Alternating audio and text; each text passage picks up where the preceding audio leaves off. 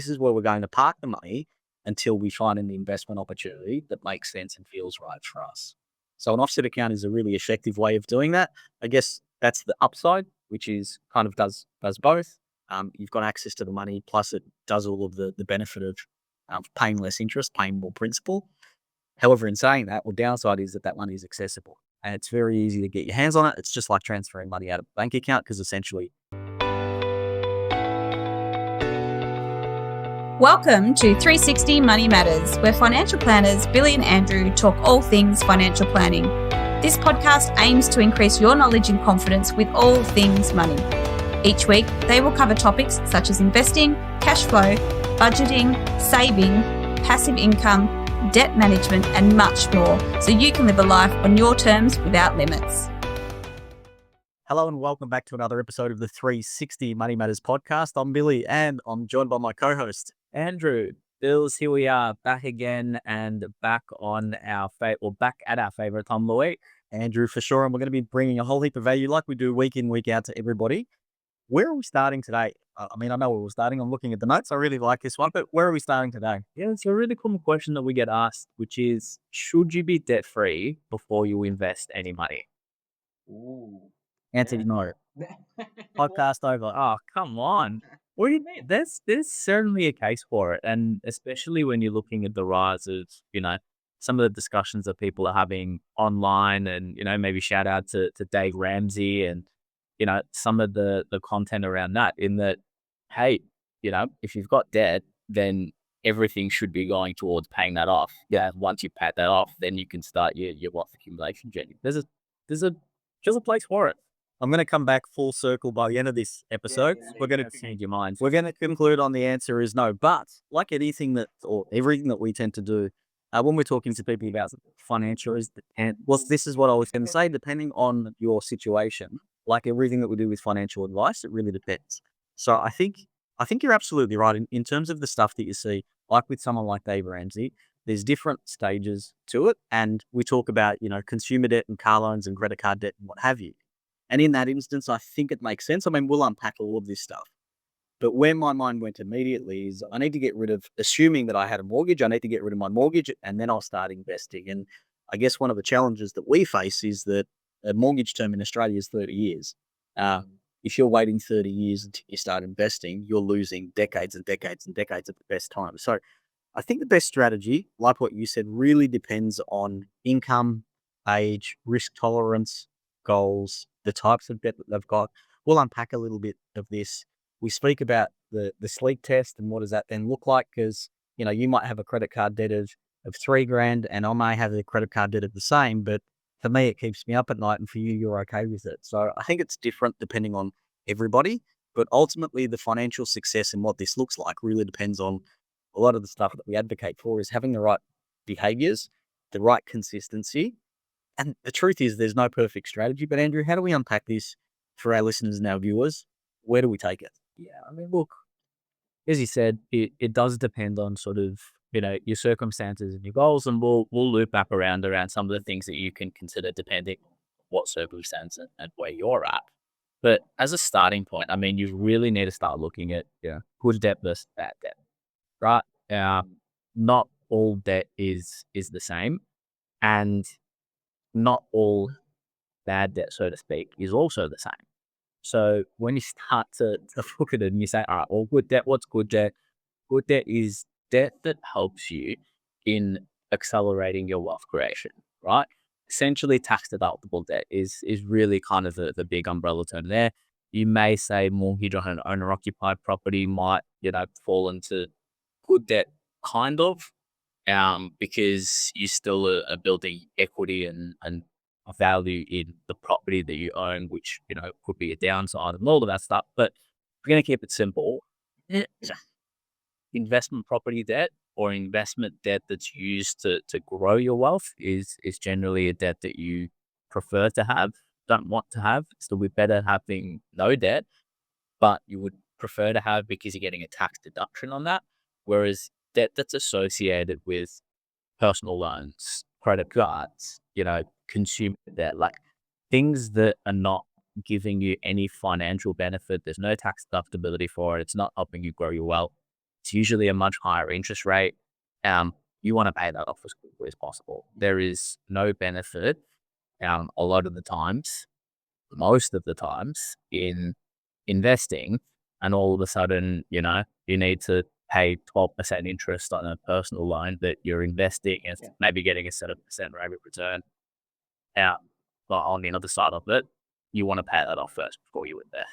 Yeah, probably just a caveat with this, because that then goes into, I guess, what we were talking about before about getting rid of all of the other debt except for the mortgage debt, being your owner occupier, simply because it takes so much time. And then I guess in this language, what we're talking about is investment debt in the same sort of breath, saying you don't want to get rid of that first before you invest, because that's call it positive debt.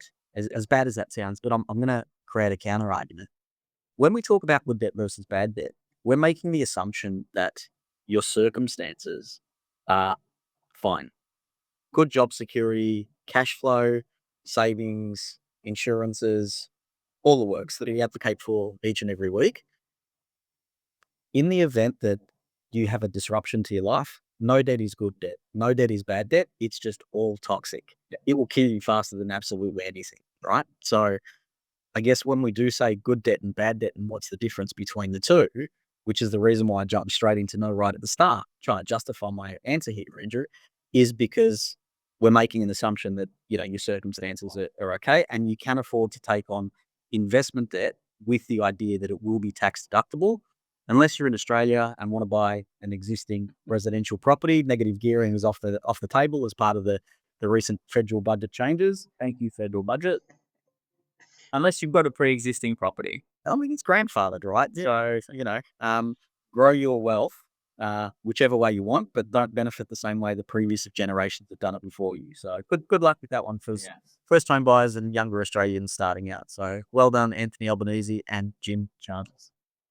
I think the other thing that you need to consider as well is, and this is where sometimes it can really start to become a little bit intangible, and sometimes it's just talking it out, is mathematics versus psychology, right? Like, it's not an exact science, and fortunately or unfortunately, as humans, we don't always behave rationally, or we don't necessarily behave in the manner in which is you will think a rational person would on paper.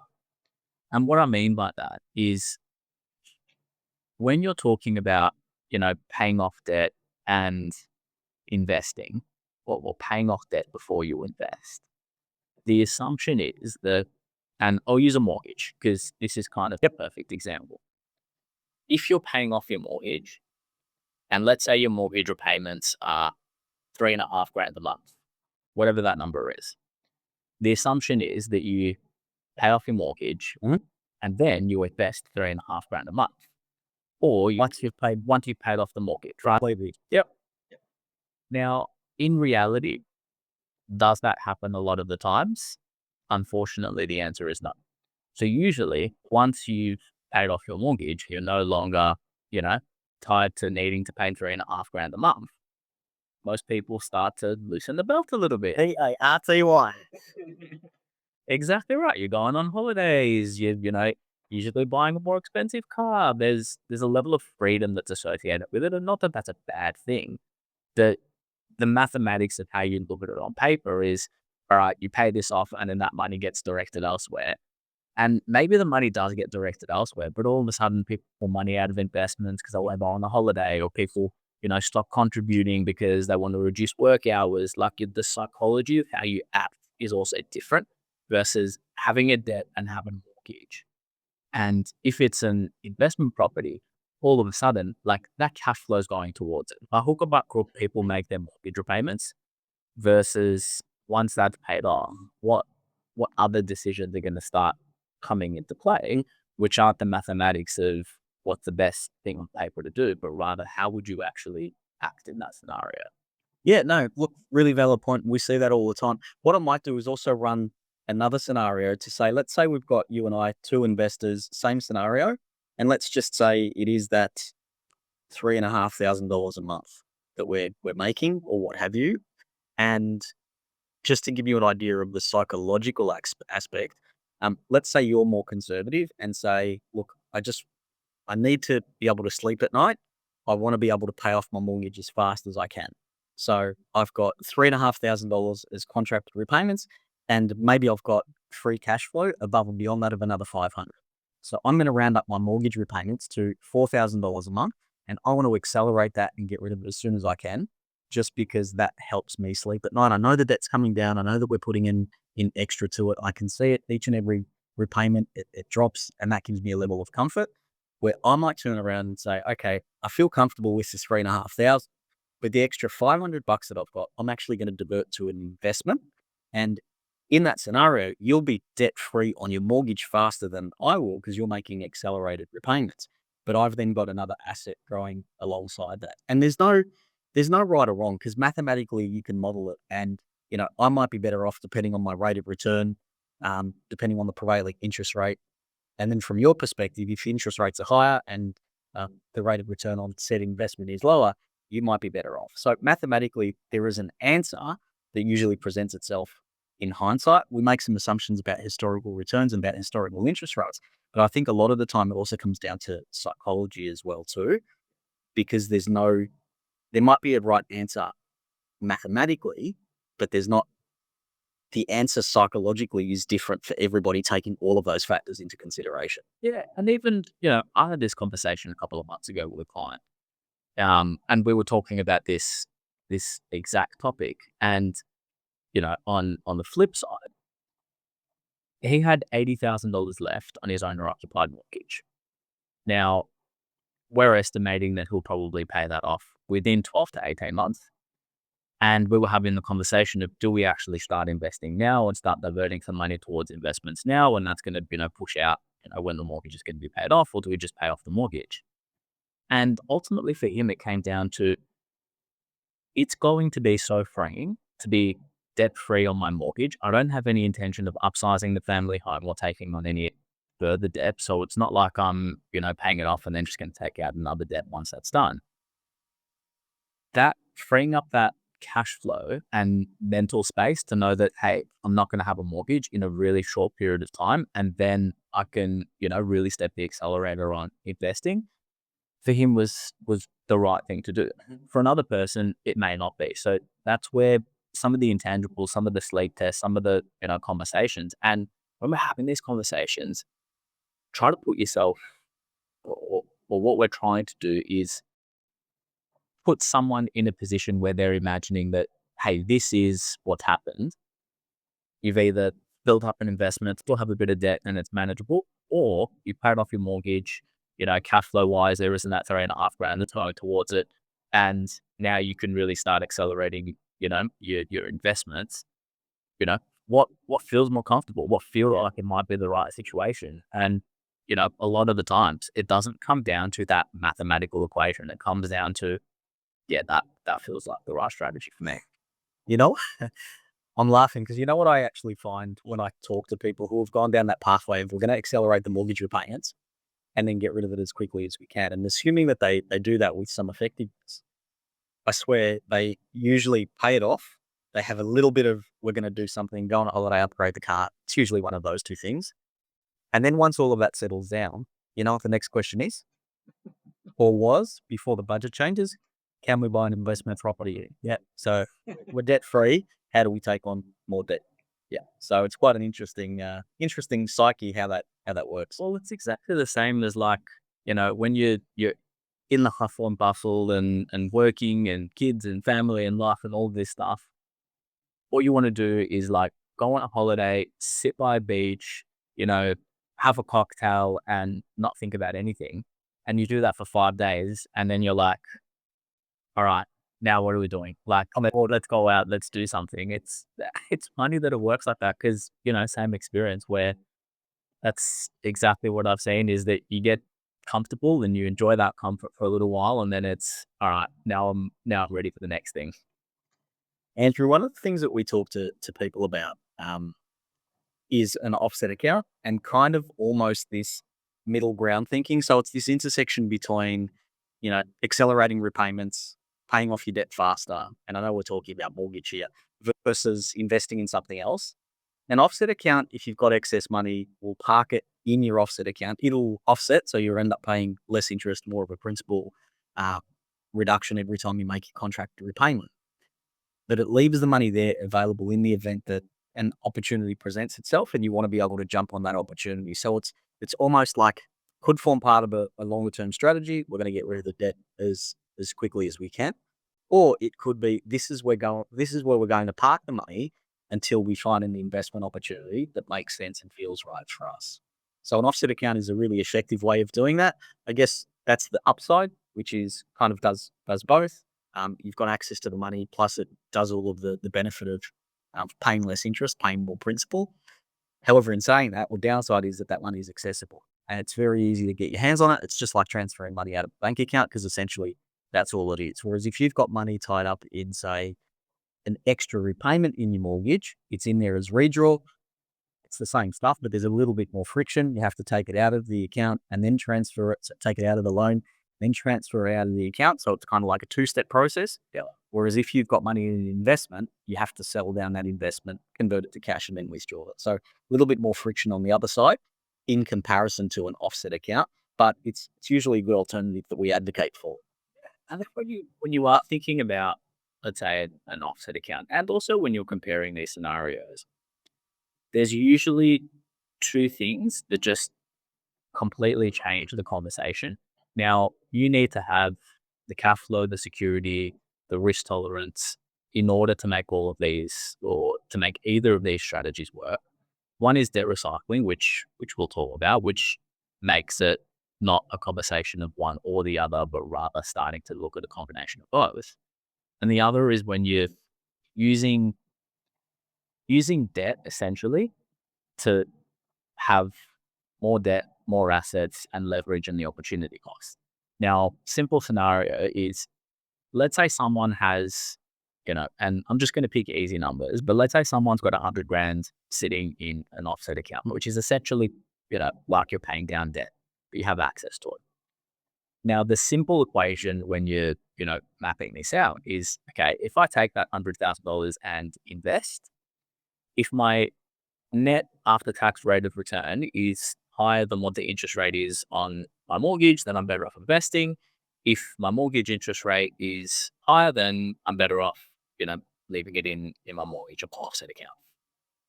But where it completely changes is, what if you're utilizing that $100,000 to take on more debt to buy more assets?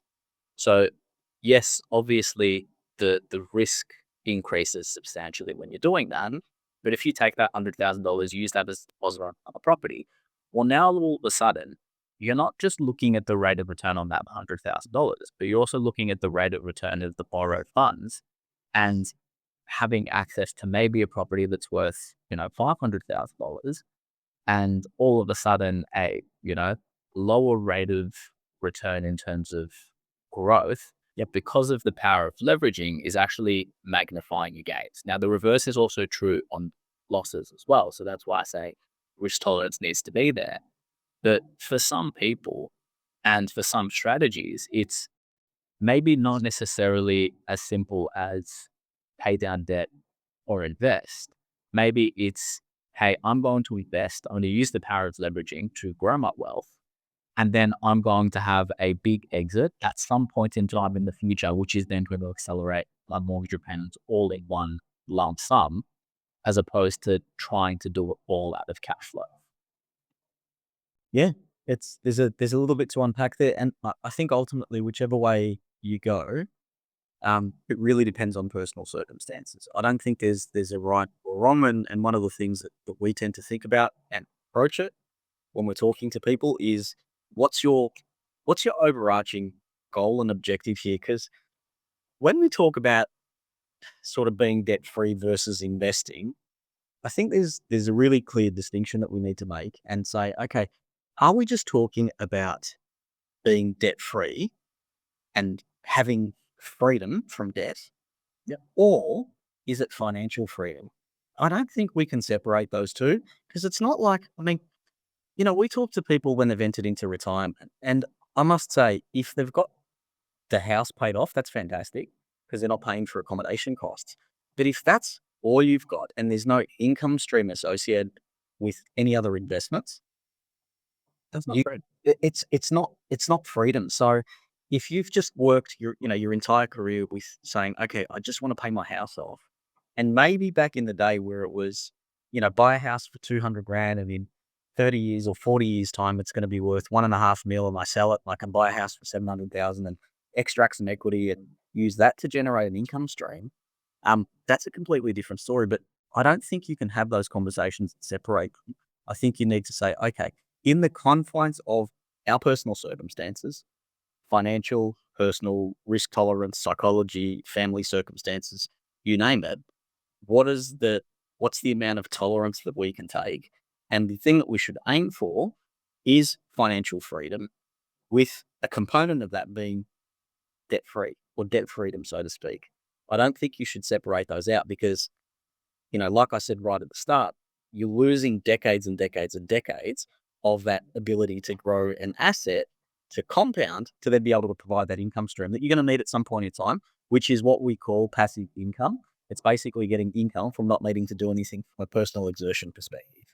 Eventually, you're going to need that to replace the work that you do because you're going to stop working at some stage. And then the other thing, when you're looking at it, that completely change the conversation is looking at a debt recycling strategy. So something that combines elements of both. And look, we've done a few podcasts on this in the past. So not going to run into the specific details. Like, I'll give you a high level summary about it.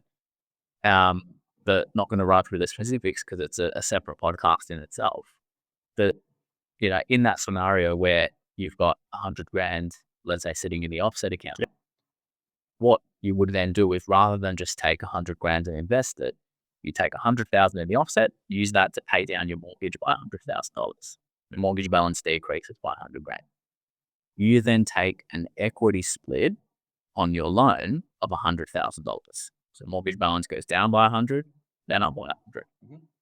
In a separate facility, you then use the $100,000 to invest. So your loan balance hasn't changed because it's gone down and back up. But because you've used $100,000 as a loan facility for investment purposes, that $100,000 loan is now tax deductible. You can then look at, ongoing contributions and paying towards the mortgage and, increasing your equity facility and income from investments to pay down owner occupied. But in its simplest term, what you're doing is converting a portion of your mortgage from non-deductible to deductible and building an investment all at the very same time. So this can be something, and it's another, tool in the tool belt, essentially, to be able to also invest and grow your wealth while converting your debt to deductible and accelerating your mortgage repayments and potentially paying your mortgage off at a faster rate as well. So combines elements of both. And normally when we are talking to clients about this, and when you're putting a strategy in place, it's not necessarily always a debt recycling strategy. That's sometimes the scenario. But the thing that is common in almost every single strategy is that it's elements of both. You're not deciding on paying off my mortgage or investing because there isn't usually a right answer. It's, to what degree am I doing both? Are you 90% one side, 10% other? Are you 50-50? Are you 60-40? Like, to what degree am I doing it? And usually the answer is a combination of elements of both. It's exactly what you said kind of sounds like what we talk about with most things financial advice related. We usually do a bits of this, a bits of that, a bits of this, a bits of that, because from that perspective, you're kind of ticking all of the boxes and diversifying and spreading the risk. But that's a really easy one, that concept. Your debt level stays the same. Conceptually, you've now got two assets that are growing rather than one. So in that instance, family home, as an example, just by itself, or using the debt recycling strategy, you'd have family home plus another asset of investments. You use the figure of $100,000. You fast forward, 15, 20, 30 years. By the time you've discharged the mortgage, the house will continue to grow, will do whatever it does.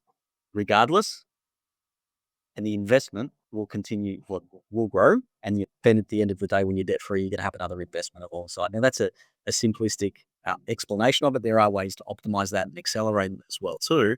But that's in its simplest form how it works. And from that perspective, you're not taking on any additional debt. Sure, you don't have the 100 grand in the offset account. Keep that in mind, but the debt level stays the same. So when we talk to people about that, because their debt has not changed, they feel a greater level of comfort with it because they know that the only way that in a hypothetical, the only way that my debt is going to go is going to be down. It's not going to go up. And a lot of people feel some comfort with that. So, Andrew, if someone gave you 100 grand tomorrow, let's think about this. Would you feel more comfortable putting it into your mortgage, investing it, or doing a combination of both?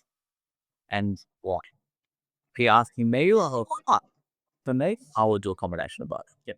For me, it's, pay off a portion of your mortgage, pay off, some non-deductible debt, and then at the same time, invest and grow your wealth at the same time. Yeah, to what degree, I'm not sure. I need to look at it in more detail, but the answer is simple. It's a combination of both. Yeah. And then even when you look at both, right, and this is where it gets even more complex and hence why we have jobs sometimes. Say you're investing. Well, then the question is where, firstly. But it's not just as simple as where in terms of, shares, property, bonds, infrastructure, blah, blah, blah, blah. It's also like, do you put it into super and get a tax deduction for a portion of it, but you lose some liquidity, being able to access it? Billy and I are both in our 30s, so, damn straight we are not in that time. But it's mapping it out and looking at, the number of options that you have. It's got to be a bit of everything. Yeah. Look, everyone's different, but I think ultimately it comes down to your own sort of personal position. I still maintain that should you be debt free before investing? Yes, subject to it being your owner-occupied mortgage or an investment loan that's creating wealth and income. But get rid of all of that other crap, personal loans, car loans, anything associated, payday loans, all that sort of thing. But start investing, do it early, do it frequently. Andrew, thank you for today, as always. Bill, thanks again for another great podcast. Hopefully our listeners and our viewers got a whole heap of value out of that one. If you did, subscribe, and if you did want to talk about your own personal circumstances, details for Billy and myself are in the show notes. Thanks very much. Thanks. Thanks for listening today. If you have any questions on what we talked about or would like to have a chat about your money journey, visit us at 360fs.com.au. The information in this podcast is general in nature and does not take into account your personal objectives, financial situation, or needs. It is not financial, legal, or tax advice and should not be relied upon as such. You should consider whether the information is appropriate to your circumstances and seek professional advice before acting on any of the information provided. Past performance is not a reliable indicator of future performance. This information is provided by Billy Amaritis and Andrew Nicolaou of 360 Financial Strategists Proprietary Limited, authorised representatives and credit representatives of Acumen Financial Planning Proprietary Limited.